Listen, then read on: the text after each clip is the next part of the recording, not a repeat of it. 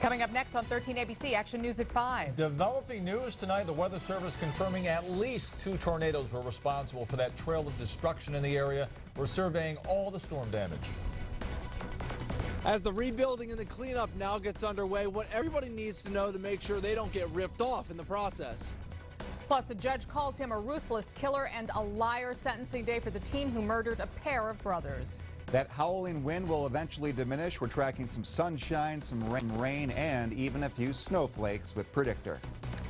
Residents all across northwest Ohio recovering from last night's severe weather that ripped through the area. 2 confirmed tornadoes now, and in some cases, severe straight-line winds knocking down trees and power lines into homes. Multiple businesses now left to pick up the pieces. The National Weather Service says one of those confirmed tornadoes was an EF2 that hit Wood and Lucas counties. It started at Lime City Road and US 20 in Perrysburg. It ended at Corduroy and Wynn Roads in Oregon. And another confirmed twister, this time an EF1 in Wood County on the east side of Jerry City near Main Street and Huffman Road. Welcome into Action News at 5. I'm Lee Conklin. And I'm Diane Larson. Scary moments all throughout the night. Strong winds continued into the morning. Our team of meteorologists and reporters bringing you the very latest on the storms and the recovery efforts. Chief Meteorologist Jay Berschbeck's in the First Warning Forecast Center with the conditions after the storm. And 13 ABC's Sean Haggerty live with where to turn for help. Meteorologist Jeff Cornish also has last night's storm track. But first, let's go to 13 ABC's Alexis Means, who spent the day in Cloverdale, where wind did significant damage to homes and a church in that area. Alexis? That's exactly right. It did take down a church in that area. Cloverdale is a small city in Putnam County. It was hit pretty hard. The entire no power.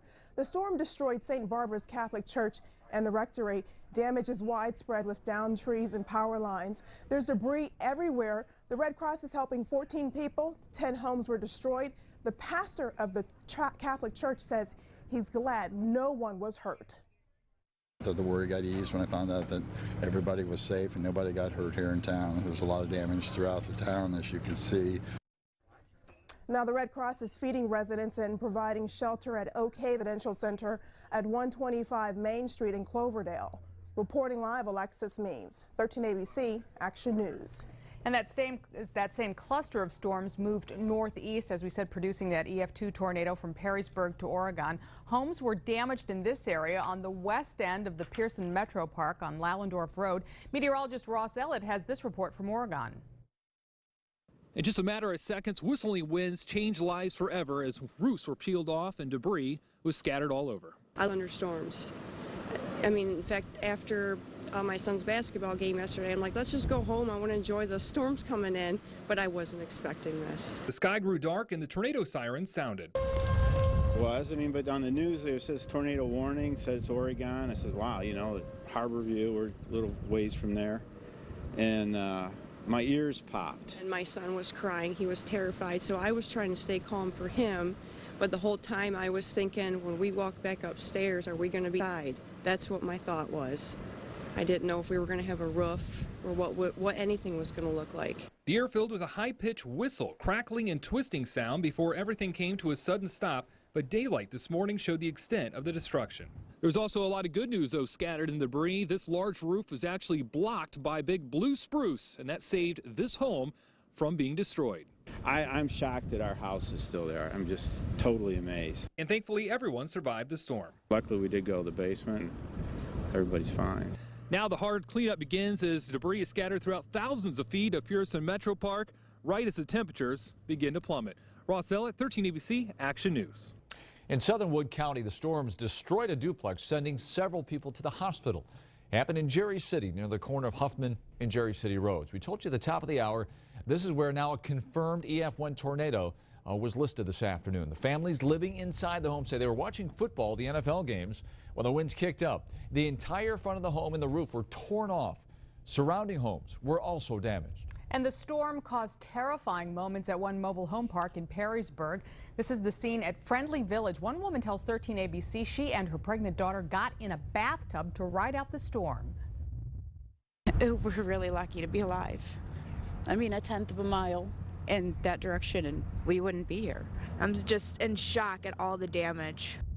In fact, nobody was injured in the village. Well, we don't have the damaging winds today, left with more of a conventional November day compared to yesterday afternoon and last night. Yeah, but still pretty blustery out there. Chief Meteorologist Jay Burschback live in the 13 ABC First Warning Forecast Center with more. Jay, and by the way, great job yesterday with you and Jeff and Bill and Ross. Everybody keeping us safe. Well, thank you, and Diane as well. Thank you to you for tweeting during the event from home as you were part of the event, letting people know exactly what was going on. And we also got reports from people that lost power that on Twitter, that was the way they were getting their information. So definitely a team effort from all of us here at 13 ABC. Now, Viper HD shows the storm now well off the eastern seaboard. Still breezy as a secondary trough moves on through, but this big guy out to our west here, going to call him the big bubble of no trouble, literally taking the trouble away from us. Winds diminishing for tonight and some sunshine on the way tomorrow. Much more blue sky than we saw today. Here's the weather story now. No additional severe weather for the next several days. Winds will calm down tonight. Tomorrow, a good day for any repairs or recovery efforts because it'll be sunny, dry, and much less windy. But beyond that, we're tracking a significant weather maker in the way of rain and snow and also additional wind, and that comes in here by the end of the week. Behind that system, it's going to get really chilly. Spring like yesterday, anything but is on the way for the weekend. We'll update Predictor, have your 7-day in just a bit. Well, it's bad enough to have storm damage, but it's worse when unscrupulous contractors try to take advantage of victims. 13 ABC I-Team reporter Sean Haggerty tells us how we can protect ourselves. Sean. Yeah, and this is not only going to be a good advice for people that are watching us home right now, but if you have friends, family members, or neighbors who might be cleaning up from something like this is information you'll really want to pass along to them. If they haven't yet, make sure that people are calling their insurance company right now. You also want to make sure to take photos of all the damage that you can find, and don't forget to take photos of your vehicle as well. And when it's time to start making the repairs, talk to several contractors and get several estimates for the work. You want to evaluate all of those estimates. Don't just take the first offer you hear. A lot of people want to get this damage cleaned up quickly, but the first offer might not be the best offer, and it might be an offer that might be more expensive.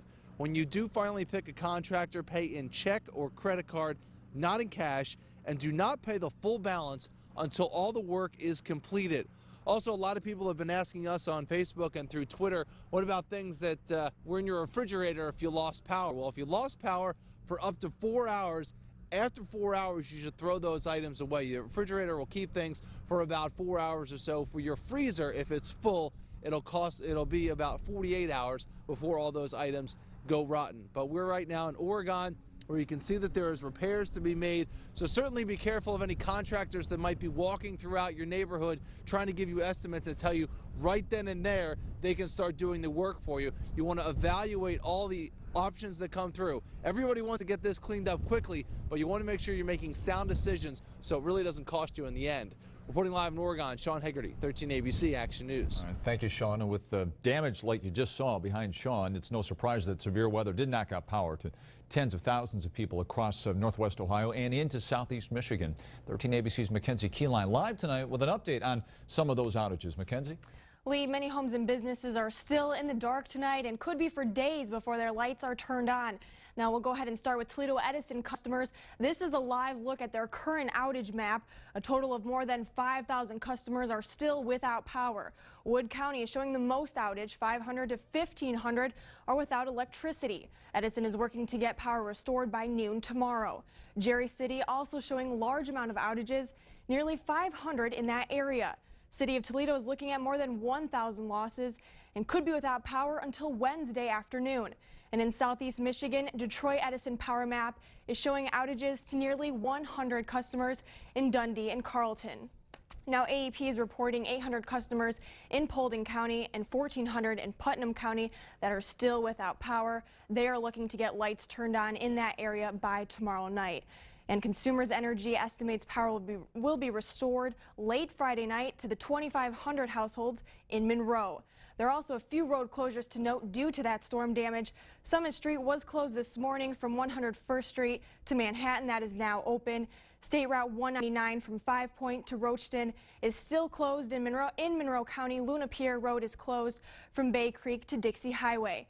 And just a reminder, Edison crews want to make sure everyone knows to stay away from down power lines when they're cleaning up debris. For a complete list of power outages and updates, you can get connected to 13abc.com. Reporting live, Mackenzie Keyline, 13ABC Action News. Mackenzie, well, there are similarities between Sunday's storm and the storm system that swept through the area back in 2010, destroying parts of Lake Township. 13ABC's Jeff Cornish is live with this storm track, as well as a look at the other reports, including that Jerry City EF1 tornado. Jeff. Yeah, we've been showing you some of these maps with the dots. In this case, the blue dots indicate where we've had actual wind damage. Yellow dots, measurements of dangerously strong winds. And here we have those two separate red streaks here on the map, those two separate tornado tracks. And when we specifically kind of zoom in on the larger of the two, here we have that yellow stripe. That's Sunday night's EF2 tornado, touchdown a little bit to the south and west of 795 and Oregon Road.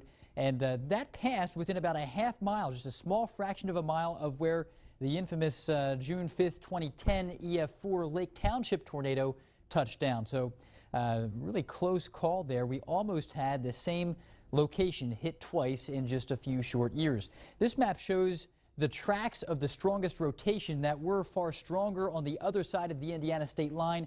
Fortunately, a lot of them weakened. Certainly still had our problems here locally. There were many reports of tornadoes out there in Illinois and Indiana. And yes, it is November, a time when we expect tornadoes to begin to taper off, but we still average 58 in the typical year here in the U.S., a far cry from May's 276th average. In comparison, the worst November outbreak in the books killed 36 people in 2002. This one far shy of that, but still significant trouble out there in the Midwest and here at home as well. Reporting live, meteorologist 13ABC Action News. Jeff, thanks. And people all over the Midwest are picking up the pieces after dozens of reported tornadoes yesterday. This is the damage left behind by a twister that devastated the city of Washington in central Illinois. The city's mayor says some families lost everything. 6 people were killed in the state, but this area suffered the worst property damage. Devastation, sadness, people that lost everything. I've served 13 years. I never would have dreamed that something like this would have been something that I was, tasked to try to help. Illinois Governor Pat Quinn declared 7 counties disaster areas. Still ahead on Action News at 5, we're all over the Jeep beat. Now, what the plant manager is saying about production about a month after the Cherokee arrived on dealer lots. And building the SUV like you've never seen before. Lisa Guyton with a preview of her exclusive look inside Toledo Jeep. This is 13ABC Action News with Diane Larson and Lee Conklin. We're in Tecumseh, Michigan, and I've lived here for 24 years.